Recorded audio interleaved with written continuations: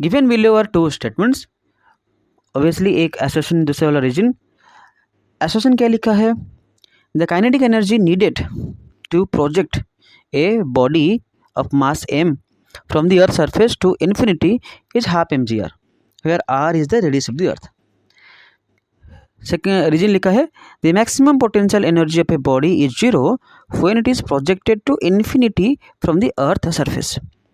Okay, पहले दूसरा वाला देखते हैं क्योंकि इसमें कोई कैलकुलेशन वगैरह नहीं लगेगा। यहाँ पे लिखा है the maximum potential energy of a body zero when it is projected to infinity from the earth surface.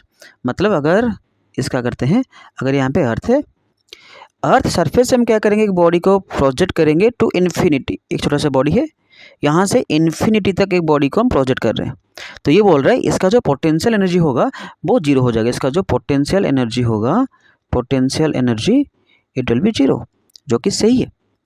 Think it like in case of, जैसे कि एटम के केस में होता है। हमको पता है एटम के केस में जब इलेक्ट्रॉन सबसे लोएस्ट ऑर्बिट में होता है, उसका जो पोटेंशियल एनर्जी और उसका जो एनर्जी होता है वो -13.6 होता है, जो कि सबसे नेगेटिव होता है। लेकिन जब वो पूरा हाईएस्ट ऑर्बिट में आ जाएगा और पूरा लास्ट ऑर्बिट में आ जाएगा, उसका एनर्जी हो जाएगा जीरो। तो जीरो का मतलब फिजिकल मीनिंग ये है that electron, in case of atom में बोल रहा हूँ, that electron is not bound by the nucleus. So in this case also ये पोटेंशियल एनर्जी जीरो, ये जो बॉडी का जो पोटेंशियल एनर्जी जीरो है, it means this body is not bound by the gravitational pull of this earth. Earth का जो gravitational force होता है उससे वो बाउंड नहीं है, इसलिए इसका जो पोटेंशियल एनर्जी जीरो है, तो दिस बॉडी इज फ्री। तो ये वाला तो सही होगा। पहला निकालते हैं, the kinetic energy needed to project a body of mass m from the earth surface to infinity is half mgr। मतलब एक बॉडी है, उसको अर्थ सरफेस से इन्फिनिटी, मतलब अर्थ सरफेस से इन्फिनिटी का मतलब होता है ग्रेविटी का जो पुल है वहाँ उसके ऊपर करने के लिए हमको हाफ mgr चाहिए। तो निकालते हैं ना, काइनेटिक एनर्जी क्या होगा, हाफ mv²।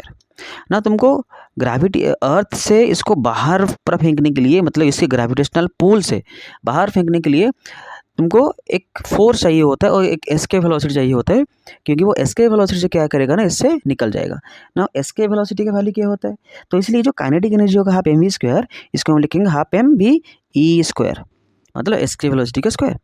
ठीक है, तो ना हाफ m, ये ve, ये एस्केप वेलोसिटी कितना होता है 2gr root over 2gr root over इसका वेलोसिटी होता है, तो उसका स्क्वायर कितना हो जाएगा 2gr।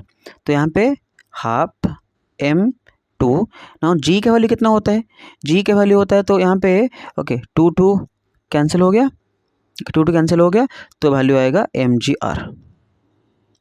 लेकिन यहाँ पे लिखा है हाफ mgr, तो ये वाला गलत है, इसलिए हमारा रीजन सही होगा, एसोसिएशन गलत होगा। सो रीजन सही है, तो रीजन सही है, एसोसिएशन फॉल्स है, तो ये वाला आंसर होगा।